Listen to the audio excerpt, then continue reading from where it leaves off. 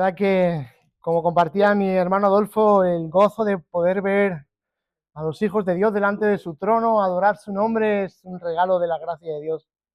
Hermanos, en otro tiempo no podíamos hacerlo. Hoy podemos cantar delante del trono de Dios, ensaltar sus misericordias y sus bondades. Por lo tanto, cantemos mientras podamos. Amén. Es el gozo de nuestra salvación. Cantar sobre quién es nuestro Dios, el Santo Dios, nuestro Trino Dios. Amén. Y en esta mañana, como no, vamos a exponer su palabra. Vamos a continuar con nuestra serie expositiva consecutiva. Vamos a Marcos. Todo el que tenga sus Biblias, esas Biblias que suenan sus hojas como alas de ángeles volando por este lugar. Mira, mira, mira cómo suenan.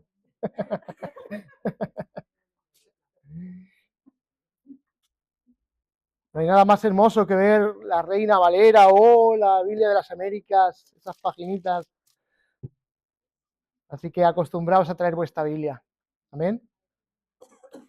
Marcos 2:13 al 17. Una de las expresiones más expresivas del Evangelio mismo se encuentra en el versículo 17 de esta mañana. Y pienso que ahí es donde Dios expresa su misión y su propósito por medio de la encarnación de nuestro Señor Jesucristo. El gran propósito. Jesús ha venido a por pecadores. Y esta es una gran noticia. En medio de un mundo caído, donde la muerte espiritual por causa del pecado ha tumbado a todos los seres humanos, el médico divino ha venido a levantar a esos hombres muertos de sus delitos y sus pecados. Ha venido a resucitar a aquellos que escuchan su voz. Y en esta mañana es uno de esos textos que expresan de una manera sencilla y clara lo que Jesús vino a hacer en su misión. Vamos a leer el texto y luego lo expondremos. Dice así, leemos en el nombre del Señor, versículo 13 del capítulo 2 hasta el 17. Y volvió a salir al mar y toda la gente venía a él y les enseñaba. Y pasando, vio a Leví, hijo de Alfeo, sentado en el lugar de los tributos públicos, y le dijo, sígueme. Y levantándose, lo siguió. Y aconteció que estando Jesús a la mesa en casa de él, muchos publicanos y pecadores estaban también a la mesa juntamente con Jesús y sus discípulos, porque eran muchos y lo habían seguido. Y los escribas y los fariseos, viéndolo comer con los publicanos y pecadores, dijeron a sus discípulos, ¿qué es esto? ¿Que él come y bebe con los publicanos y pecadores? Versículo 17. Y oyéndolo Jesús les dijo, los sanos no tienen necesidad de médico, sino los que están enfermos. No he venido a llamar a los justos, sino a los pecadores al arrepentimiento. Padre amado, hemos abierto tu palabra, hemos cantado, hemos leído tu palabra juntos. En esta mañana vamos a exponernos a este precioso sermón, Señor, donde tú expresas esta preciosa historia de gracia salvífica a hombres y mujeres que no merecían nada. Es más, sí merecían la condenación eterna, pero que no merecían tu gracia. Y en este pasaje revelas esa misión mesiánica que descansaba en los hombros de Jesús, viniendo a salvar a los pecadores. Hoy, Señor, también estás en medio de pecadores, como lo somos cada uno de los que estamos aquí. Por eso pedimos, Señor, que irrumpas con tu salvación, con tu llamamiento eficaz, que llames a aquellos que tengas que llamar, para que respondan siguiéndote a ti, hasta que tú regreses. Oramos y presentamos al predicador y a la audiencia, a cada uno de nuestros corazones presentados delante de ti, que nos ayudes a entender tu palabra a través de la obra de tu Espíritu y que tu Espíritu glorifique a Jesús en medio de nosotros. Amén. Qué hermoso título, ¿no? Jesús ha venido por pecadores. Es sencillo, pero es el Evangelio, donde se centra en la misión de Jesús. Y si hay un versículo que pueda resumir La misión de Jesús es el versículo 17. Ahí se resume la misión de Jesús. No he venido a por justos, sino a por pecadores. En una sola oración, en un solo versículo, Jesús revela su misión y su propósito. Eso es lo que Jesús ha venido a hacer. Es maravilloso, ¿no? Poder ver quién es Jesús y lo que vino a hacer. Dios hecho hombre.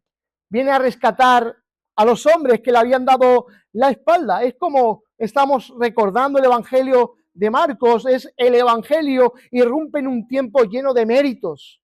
Por eso usted ve a los escribas y a los fariseos oponiéndose a que Jesús rescate a aquellos que ellos consideran pecadores. Pero Jesús ha venido a eso, a destrozar la salvación por méritos. Y viene a mostrar que la salvación es por gracia, por el amor y la bondad, como bien hemos leído en nuestra confesión de fe.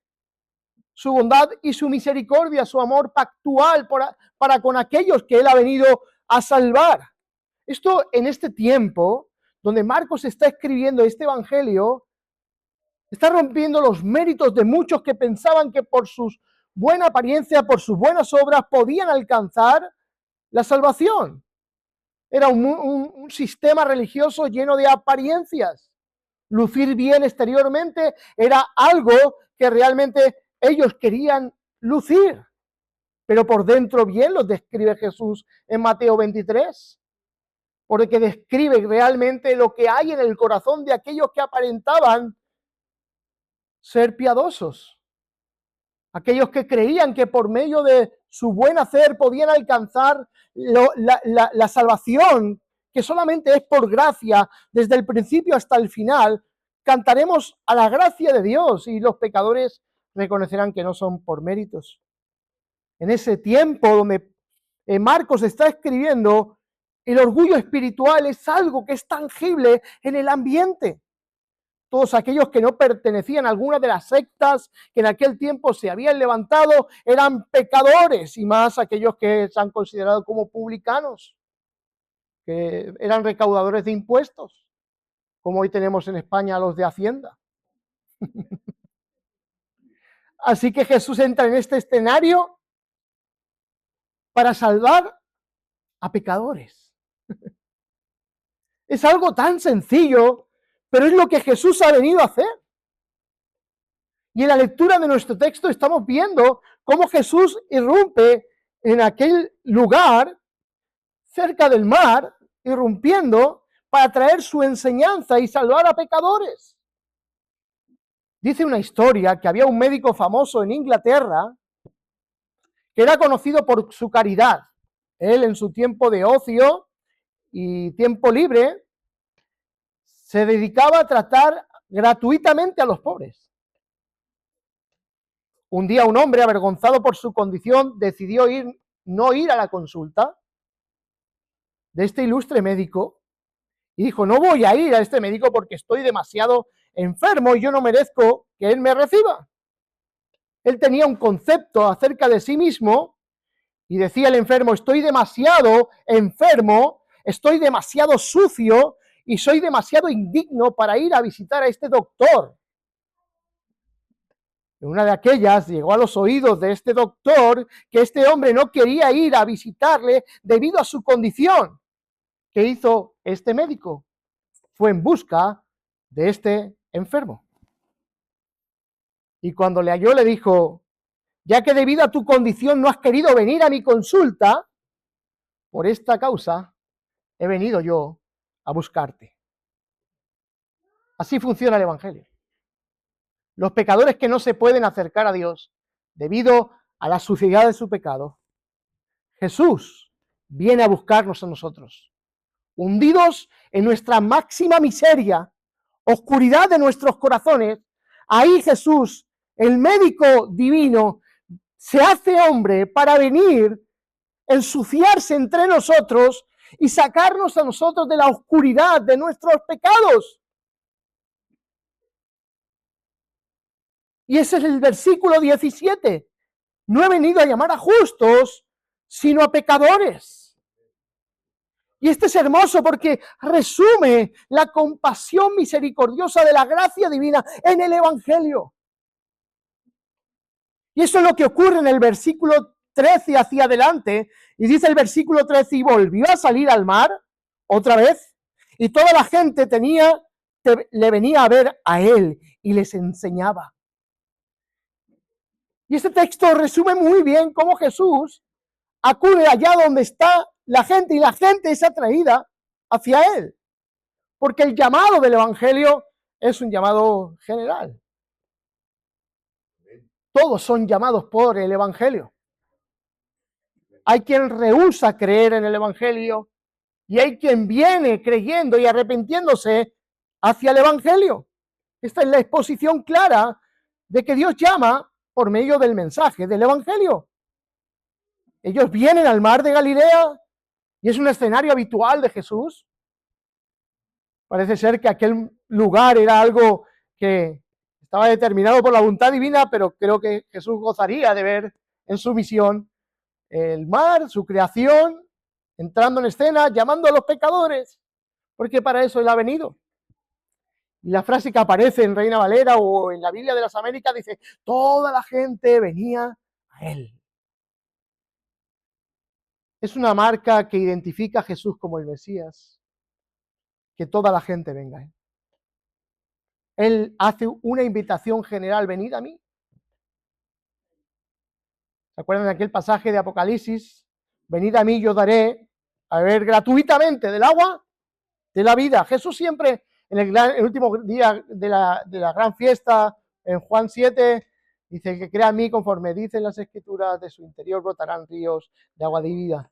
Dice, invitaba constantemente a venir a Él, porque no hay en otro en el cual podamos ser salvos. Y hay algo que Jesús hace habitualmente, lo estamos viendo en el Evangelio de Marcos, y es que enseñaba, porque es la parte esencial de su ministerio. ¿Sí? Eso es lo que marcaba la precedencia de su ministerio. Él enseñaba. Es como él llama, es como él capacita y es como él se da a conocer por medio de la enseñanza. No podemos conocer a Dios por cosas místicas. Es por medio del conocimiento de su enseñanza, de lo que la Biblia enseña acerca de él. Y este texto enfoca con claridad que el Evangelio es proclamado sin distinción. Toda la multitud acudía a él, todos estaban escuchando el mismo sermón, todos estaban escuchando la enseñanza de Jesús. Jesús va allí donde hay gente y la gente viene donde está él. Porque la predicación del Evangelio no es algo secreto, es una proclamación abierta que debe ser escuchada por todos. No son sugerencias, es el anuncio de algo que ha sido real. Es una noticia, una buena noticia. Que Dios ha venido a salvar a los pecadores es la mejor noticia que hoy podamos escuchar. Jesús ha venido a salvar a pecadores como usted y como yo. Hermanos, debemos de entender que el Evangelio se centra en esto. Porque Cristo no viene como un consejero moral para arreglar algunos aspectos de nuestra vida. Él viene a solucionar el problema más terrible que los hombres tienen, muertos en sus delitos y pecados. Así estamos todos.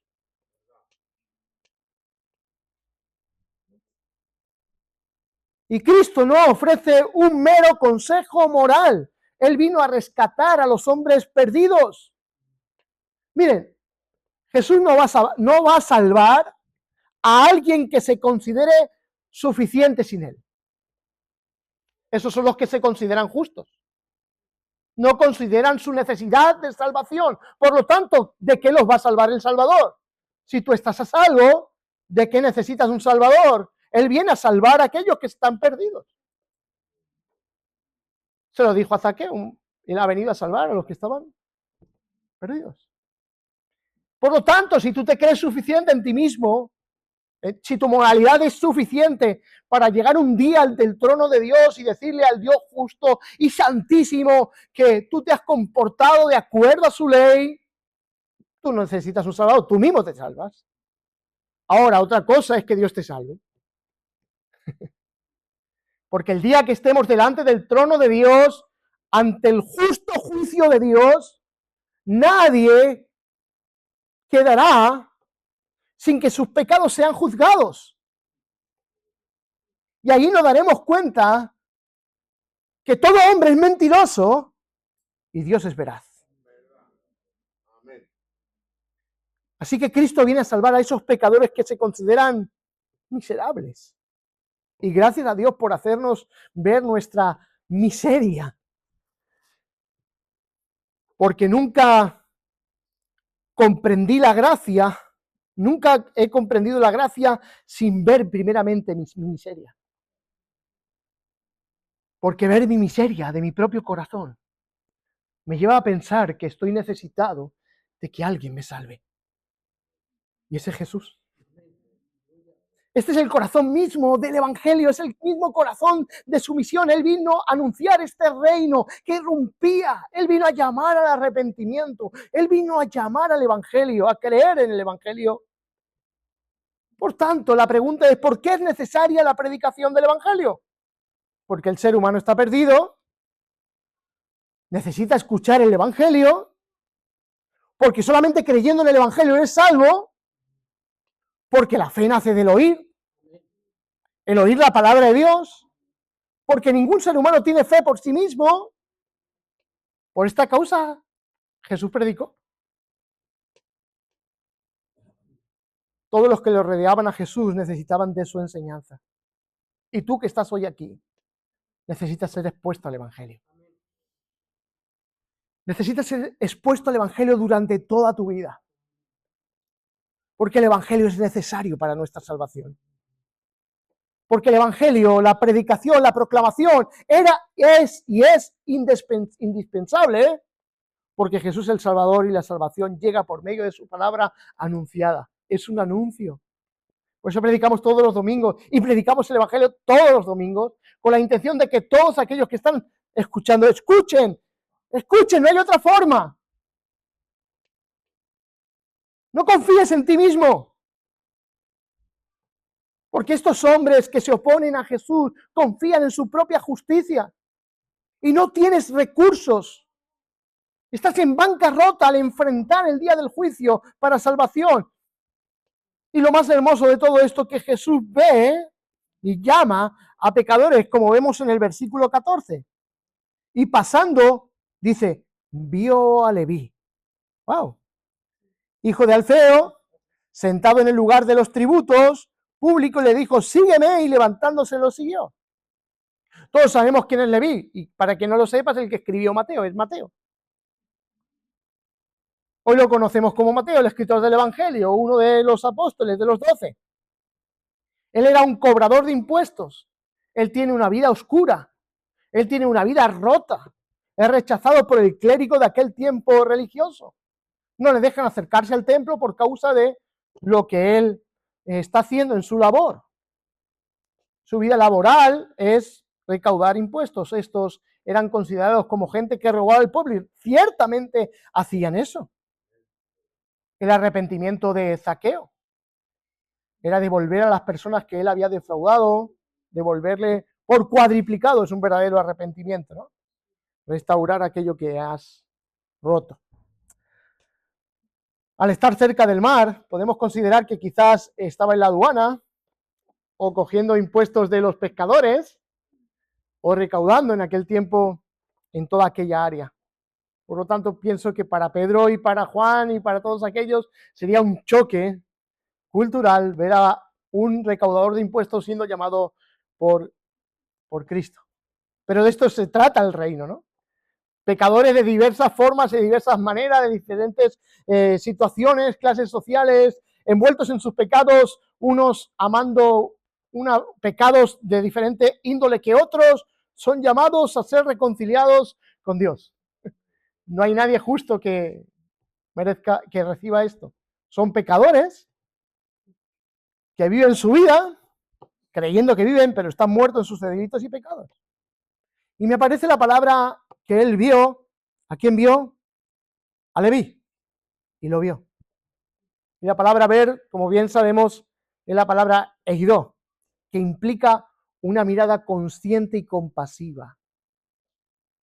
de tanta muchedumbre que había, Jesús se para a mirar a un hombre que es Leví. Y es una mirada consciente, compasiva, pero también voluntaria. Jesús quiso mirarle. ¿Usted no ha visto cuando va por la calle y de repente le sorprende algo que ha visto? Eso no es lo que ocurrió con Leví. La mirada de Jesús era consciente. Él está viendo a Leví, conoce a Leví y tiene compasión de él. Es maravilloso poder ver cómo Dios actúa. No es una mirada mecánica, no es una mirada pasiva, es una mirada que contiene la acción de Jesús, y en muchos pasajes de la Biblia lo puede ver. Y da muchas enseñanzas acerca de lo que Jesús vio en aquel momento y lo que se produjo en su corazón. ¿Se acuerdan el azote de cuerdas en el templo? De lo que habían convertido la casa de su padre en cueva de ladrones. ¿Cómo responde Jesús? Toda mirada de Jesús es consciente de que un atributo divino sobresale en esa mirada, ya sea compasiva, ya sea justa, ya sea de cualquier índole. Cuando Jesús mira, es para ver con los ojos compasivos o justos que Dios solamente tiene, porque Jesús es Dios. Esa es una verdad bíblica. Así que el llamado es para que Él venga a recibir la gracia salvífica, que ya la está recibiendo por medio de Jesús mirarle, y le hace un llamado específico y le dice, sígueme, porque es la acción continua de que Jesús te ve y te llama, es sígueme, y aquel pecador responde siguiéndole, porque vemos la acción de Leví en este caso, y dice, y en lugar de los tributos públicos, y le dijo, sígueme, y es que dice, y levantándole siguió. Gracia irresistible, un llamado específico. Él te llama para que lo sigas, conoce tu nombre para que le sigas, te llama por tu nombre para que le sigas. Ahora, hermanos, este sígueme es una acción que le podemos llamar conversión, ¿sí? La doctrina bíblica se revela aquí como la conversión. Y debemos de entender que el llamado primeramente es personal y directo. Jesús se dirige directamente al Leví. Y lo que muestra que es un llamado individual, personalizado, sin intermediario. Jesús mismo, el compasivo que viene a buscar a los pecadores, llama. Quizás hoy tu corazón esté siendo compungido. Y es Jesús llamándote a que vengas a Él y le sigas. Lo segundo que vemos en el llamado de Jesús es autoridad y urgencia. Porque la invitación de Jesús, el llamado de Jesús, más que invitación, es un llamado de Jesús, lleva implícita su autoridad divina. Él llama como la autoridad divina quién es Él. Al decir sígueme, no es una sugerencia. Y podemos ver que esto es así. Porque la fe no es una sugerencia, la fe es un mandato para todos los seres humanos. Es un mandato a creer. Es un mandato que se debe de obedecer. Juan 6, 28 y 29. ¿Qué debemos de hacer para poner en práctica las obras de Dios?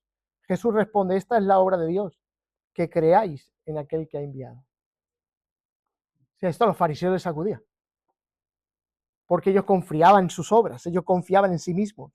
Pero Jesús dice que esta es la obra de Dios, que creáis. Dios llama a todos los hombres con un mandato a creer. ¿Por qué se pierden los pecadores? Porque aman más las tinieblas que la luz. ¿El arrepentimiento es un mandato divino? Claro. Hechos 17:30. Dios manda a todos los hombres de todas las partes que se arrepientan. Es un llamado divino. Es un mandato. No es una recomendación. No es algo que tú puedas, si tú lo odias hoy o lo rechazas o dices tú esto, yo no creo que Dios tenga que hacer todo esto para salvarme, y confías en tus propios méritos y obras, estás rechazando el único medio de salvación, que es por medio de creer y arrepentirse en Cristo Jesús. El acto de seguirle, en esta gracia, la fe El arrepentimiento y la conversión es un pack unido, no se puede separar. No puede haber fe salvífica sin arrepentimiento y no puede haber arrepentimiento salvífico sin fe. Y no puede haber fe y arrepentimiento sin conversión, sin dar una vuelta de 180 grados para seguir, volverme de mi mal camino hacia Dios. No existe tal cosa. El pecador que cree y se arrepiente es el pecador que se convierte, que abandona su pecado, abandona y da la espalda a su maldad, al pecado y se vuelve hacia Dios. Por lo tanto, es inseparable esta gracia salvífica en los pecadores, porque es dado por Dios. Y es lo que ocurre en la vida de Mateo, en este sígueme. Podemos aparentar durante un tiempo vidas piadosas, pero al final, si no hay una conversión genuina, al final todo será descubierto. Porque o se nace de nuevo o no se nace de nuevo. No es que estés ahí a punto de nacer de nuevo. Ay, he estado a punto de nacer de nuevo. No, naces de nuevo o no naces de nuevo. Y la evidencia de que esa obra salvífica ha obrado es que abandonas todo para seguir a Cristo. Y esa es la salvación que Dios ha venido a hacer por medio de Jesús. Es un llamado al discipulado. Y es un llamado que lo podemos ver aquí. Es un llamado a dejarlo todo. Es abandonarlo todo. Todo lo que te ate y que sea ofensivo a Dios, todo aquel pecado que te ata, es el que Dios te llama a abandonar en el arrepentimiento y la conversión y la fe. Así que es un llamado al discipulado, implica un compromiso de seguir a Jesús. No es seguirlo hoy un poco, mañana otro, mañana no, mañana otro poco. No, se trata de que la verdadera conversión es seguir a Cristo apasionadamente en pos de Él. Y usted ve en el relato bíblico, en todos los testimonios que registra la Biblia, de aquellos que se convertían a Cristo y seguidamente seguían a Cristo, lo servían. Pasaje que me gusta a mí mucho en la transformación del endemoniado gadareno.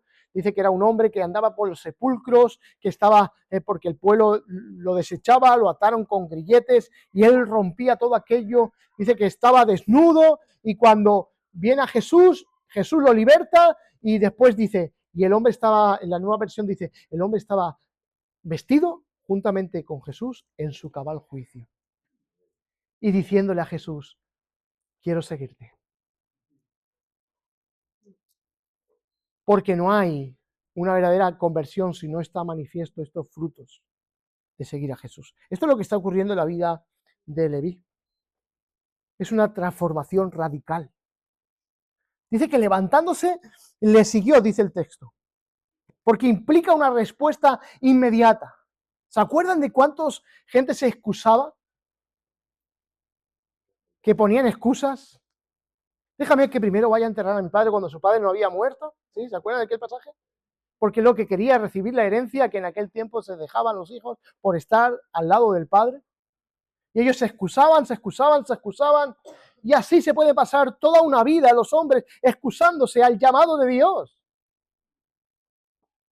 Pero, necio, ¿te crees que eres eterno? ¿Crees que vas a estar en esta tierra toda la eternidad? ¿No sabes que el hombre tiene un principio de vida y un final? Que llegará un momento donde ya no existiremos más en esta tierra. ¿Crees que excusándote vas a alcanzar algo? ¿O te arrepientes y crees y le sigues? ¿O estarás siempre perdido? Y tus excusas son excusas que son mentiras que tu mente propia quiere crear de pensar que un día seguirás a Cristo. Pero si tú rechazas a Cristo hoy, no serás salvo. Juan 3:16 existe, pero Juan 3:17 y más hacia abajo existe también. El que cree en el Hijo de Dios tiene vida eterna, pero el que rehúsa creer en Cristo ya ha sido condenado. Y ese es el Evangelio con claridad. Jesús es compasivo, pero no es compasivo para dejarte hacer lo que tú bien te dé la gana. Es sacarte de la condición en la cual tú te encuentras y hacerte una persona nueva. Esa es la conversión, eso es lo que está sucediendo con Leví. Lo llama a seguirle para que salga de su condición y sea una persona completamente nueva. Sígueme, sígueme. Y me encanta este versículo porque relata la gracia, lo que la gracia de Dios hace. Porque personas que son rechazadas y repudiadas por el sector religioso, es con la que Jesús se sienta en su mesa.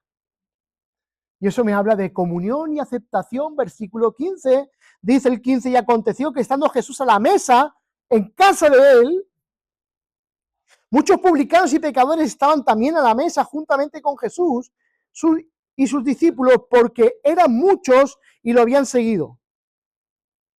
Jesús en la mesa de pecadores.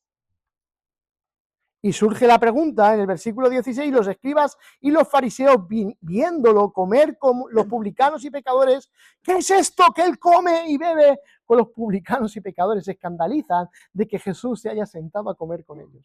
Bueno,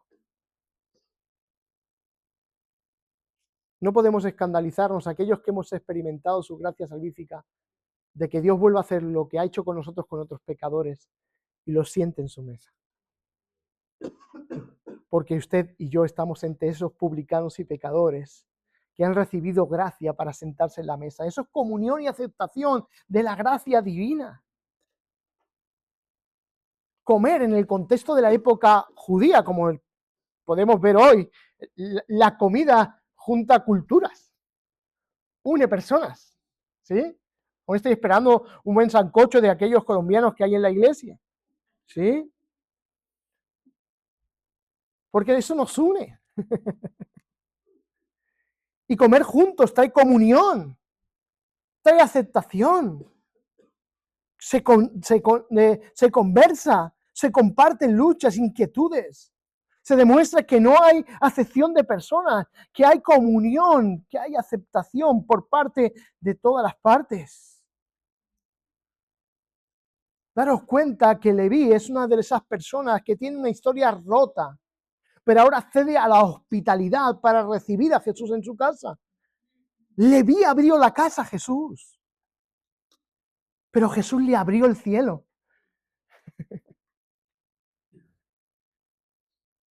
Él le abrió la casa, pero Jesús le abrió el cielo. Porque esta es la profundidad del amor de Dios. Es mucho más profunda que el mal. Jesús se acerca a irrumpir en la vida de muchas personas para cambiarlas para siempre. Y la mesa de Jesús es un lugar de gracia. Es una manifestación de la gracia de Dios. Es naturaleza de este reino que Jesús, por medio del Evangelio, está estableciendo en medio de los que creen en su nombre. Primero, estar a la mesa con Jesús es una manifestación de la gracia. Porque al sentarse Jesús con los pecadores, en su mesa el lugar, es un lugar de la gracia salvífica,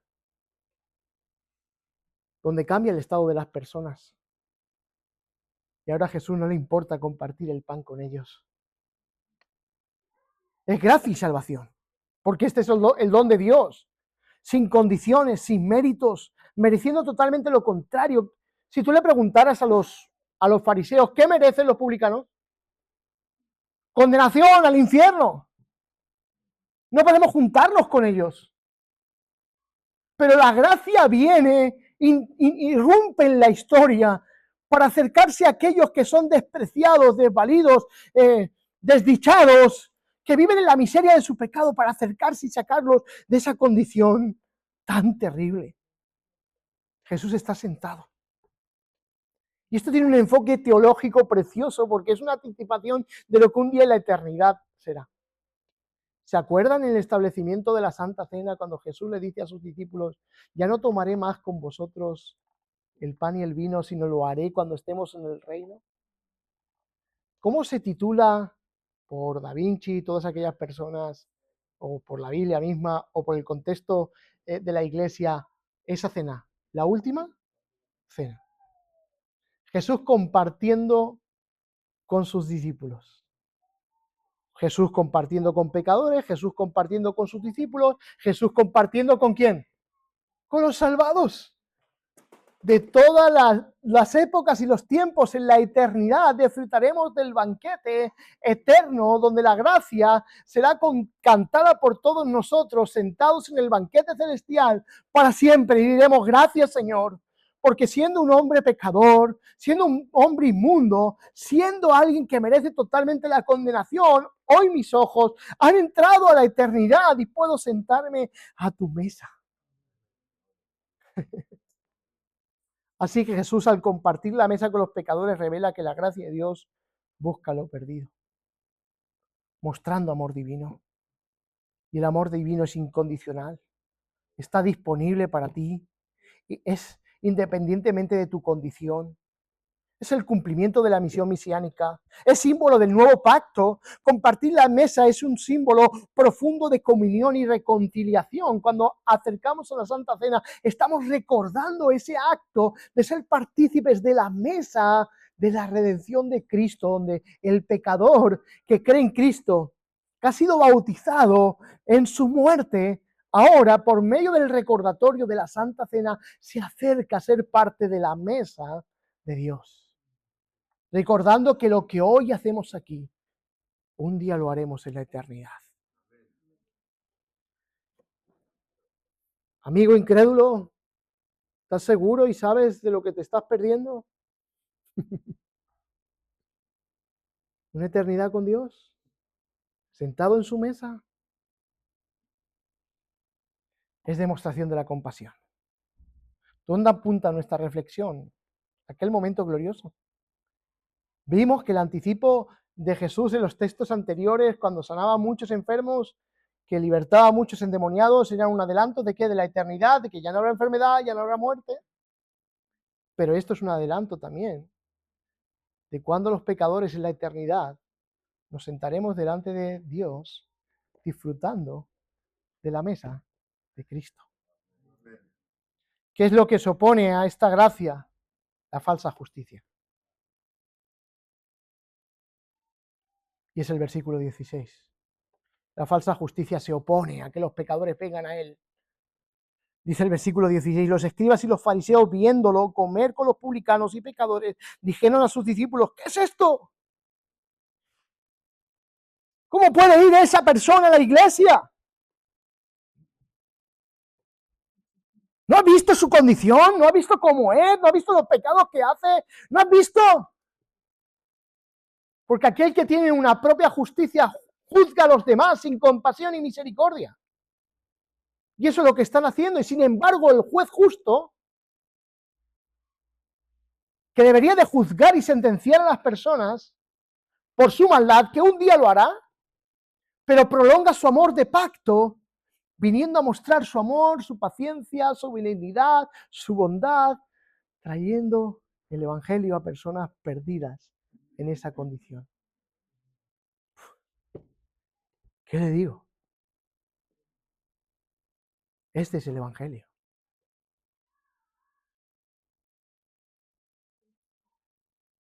El legalismo tiene que quedar reducido a nada, la justicia propia tiene que dejar.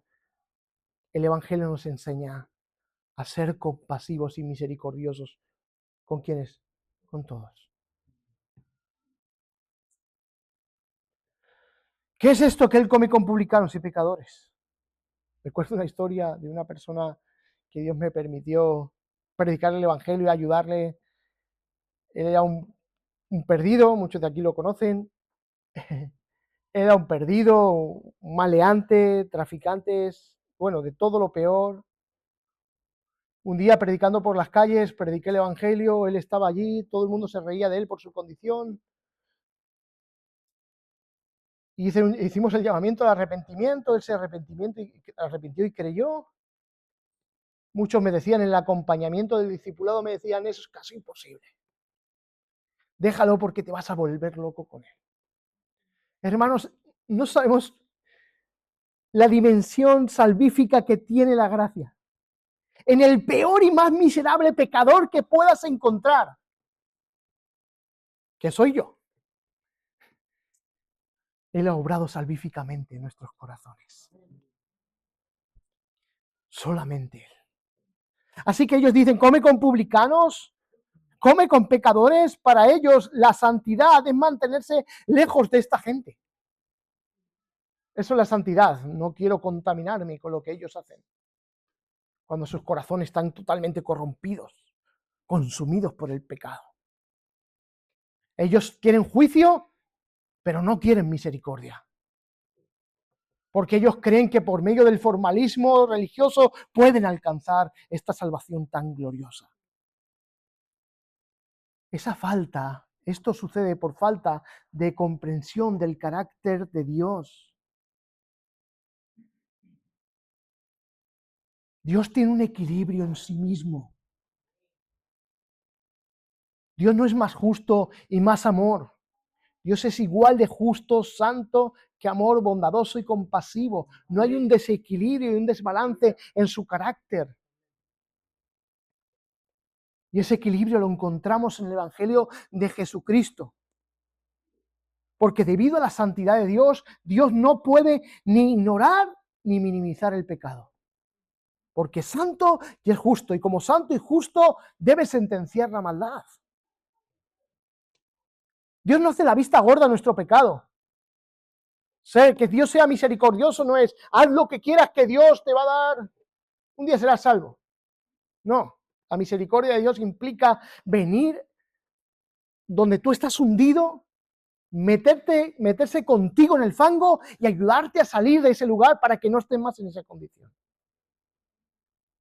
Así que Él no hace la vista gorda, porque debido a la compasión y su bondad se inclina a los pecadores para sacarlos del pecado. Muchos se han escudado a través de esto. Y son ideas falsas del carácter de Dios. Dios va a juzgar el pecado, no solamente el pecado, a los pecadores por su pecado. El día del gran juicio, los pecadores están ante el trono de Dios siendo juzgados ¿por quién? Por el pecado que han cometido contra Dios. Dios juzgará el pecado. Ahora sí, ¿dónde encontramos este balance entre la misericordia, la bondad, la gracia con la justicia y la santidad de Dios? En la cruz de Cristo. ¿Dios tiene que castigar el pecado? ¿Sí? ¿Sobre quién? Sobre los pecadores. Sin embargo, ¿Cristo quién es? El sustituto de los pecadores. ¿Por qué Jesús sufrió tanto? Porque recibió ese castigo de aquellos que creen en su nombre. Solamente es creer en lo que Jesús ha hecho, sí. Mi pecado no tiene unas consecuencias, sí. Pero es Jesús el que ha recibido las consecuencias de tu maldad y la mía. Lo que hicieron con Jesús allí. Él no es un mártir más. Él no da lástima. Él no da lástima. Lo que damos lástima no somos nosotros porque nuestro pecado es eso. Jesús dio su vida voluntariamente para recibir el castigo que nuestros pecados y nosotros como pecadores merecemos. Ahí se une que la justicia de Dios castiga el pecado, justicia y la santidad de Dios castiga el pecado sobre el cuerpo de Jesús y su amor se unen para perdonar a los pecados, a los pecadores que creen en su nombre. Qué gran historia de amor, qué gran historia, hermanos. Y qué gran noticia para nosotros saber que puede ser reconciliado por medio de Cristo. Este es el equilibrio que existe en Dios. Se escandalizan ellos, pero Jesús encuentra ese equilibrio para traer salvación a los hombres. Ellos son la religión sin gracia, los que limpian lo de fuera y por dentro están corrompidos por sus pecados. Ellos son legalistas. Y el legalismo moderno siempre se escandaliza de lo que la gracia de Dios hace con otros. Pero es justificado el que la gracia de Dios obra en ellos, y no aquellos que por su comportamiento creen que por su vida justa pueden ser justificados. Se queda en aquella escena de Lucas 19 cuando aparece aquel fariseo, dice, llorando consigo mismo, decían, Señor, gracias porque yo te oro, te ayuno, te diezmo. Empezó a ensaltar su propia vida justa. Dice que sin embargo había un publicano golpeándose el pecho y dice, sé propicio a mí que soy pecador. Dice Jesús, ¿quién salió de ese lugar justificado? Aquel que reconoció que su maldad merecía toda condenación, pero que había alguien que podía salvarle. Jesucristo puede salvarnos de nuestros pecados, hermanos. Aleluya. Versículo 17, vengo a por pecadores. Jesús anunciando, vengo a por pecadores. Qué maravilloso, Jesús anunciando que no vengo a por los justos, que vengo a por pecadores. Porque los sanos no tienen necesidad de médico, sino los enfermos. No he venido a llamar a los justos, he venido a llamar a los pecadores.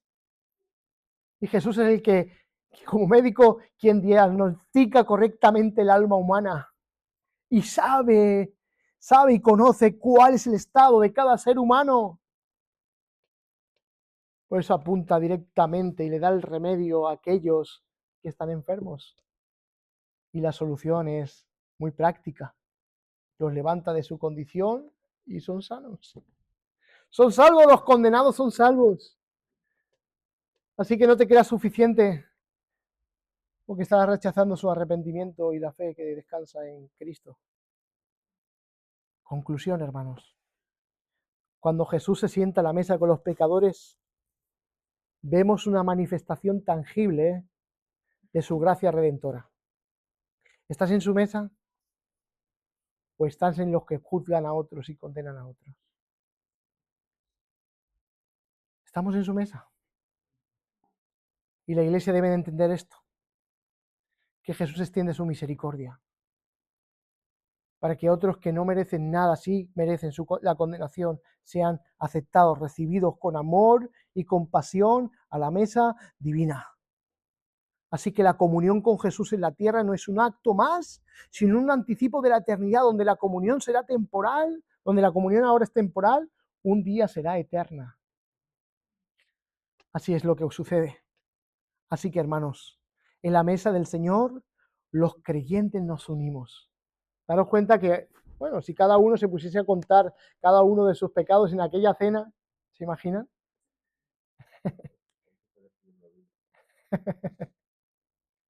Pero sin embargo hay comunión porque Jesús está en el centro trayendo salvación a los pecadores. ¿Tienes necesidad de sanidad en tu vida? Ven al Salvador Jesucristo. Así que la salvación de los pecadores no está basada en ti mismo. Está salvada en lo que Dios ha hecho por medio de Cristo. Así que el llamado es arrepiéntete y cree. Si estamos discipulando a nuestros hijos en nuestro hogar, que tiene también una aplicación, enfócale siempre en sus fallos, sus defectos y sus pecados, apúntale a Cristo. No simplemente como un cambio moral en su vida, que quieran ser justos por sí mismos y por sus actos. Llévales a Cristo también. Cuando estemos en nuestros matrimonios y haya discusiones y veamos que la reconciliación no está en consalirse la suya, ni creerse uno más que el otro, sino que la gracia de Dios nos reconcilie y nos haga ver que somos pecadores necesitados de una justicia mucho mayor que la nuestra. Podríamos hablar de muchos aspectos. Cuando veas a un pecador por desvalido, por sucio, por pecados que realmente ofenden a Dios, trátalo con compasión y misericordia y preséntale el Evangelio, que es aquello que puede salvarle la vida, sea la condición que sea. Jesús puede salvar al pecador más vil y menospreciado de esta tierra, que soy yo. Hoy no mires a nadie. Eres tú también. Pero tienes un gran Salvador a tu lado en esta mañana. Arrepintámonos y creamos en Cristo. Porque Él te mira hoy, te ve hoy y te ve de forma compasiva, misericordiosa, para que te arrepientas, creas y le sigas. Y este es el sermón de esta mañana. Reflexiona. Y si estás a la mesa, disfruta y recuerda siempre que es por gracia. Un día entraremos al cielo, entremos a este reino por gracia, continuamos en este reino por gracia y un día entraremos en la eternidad por gracia. Y un día disfrutaremos de la eternidad por gracia. Así que si estás en su mesa, da gracias al Salvador, porque en vez de condenarte, ha venido a salvarte, porque Jesús ha venido a salvar a pecadores como usted y como yo. Padre amado, gracias por darnos este privilegio y oportunidad. Hoy es claro tu llamado. Señor, aplicación para los no creyentes es que vengan a ti arrepentidos, que se vuelvan a ti, Señor. Hoy compuje el corazón de aquellos que están aquí, Señor, y tú estás atrayéndolos con tu gracia a creer. Señor, pedimos, Señor, que también tengas convicción, Señor, a sus corazones y vengan a Cristo en arrepentimiento y fe para que te sigan. Y aquellos que estamos en tu mesa, Señor, ayúdanos, Señor, a tener gratitud por lo que has hecho, por sentarnos en tu mesa, darnos parte contigo, darnos esta comunión, darnos este gozo eterno, Señor, que será manifiesto en la eternidad, pero que podemos disfrutar de él en la vida presente, Señor. Padre, gracias. Hoy también pedimos perdón por nuestros pecados.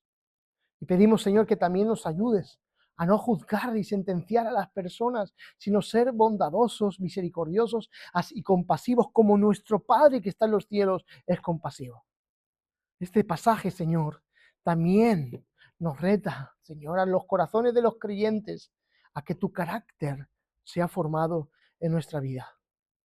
No sentenciemos a las personas, Señor, sino que con bondad, compasión y misericordia extendamos tu evangelio para que todos se salven, Señor, aquellos que tú has venido a salvar. Gracias por todo. En el nombre de Jesús.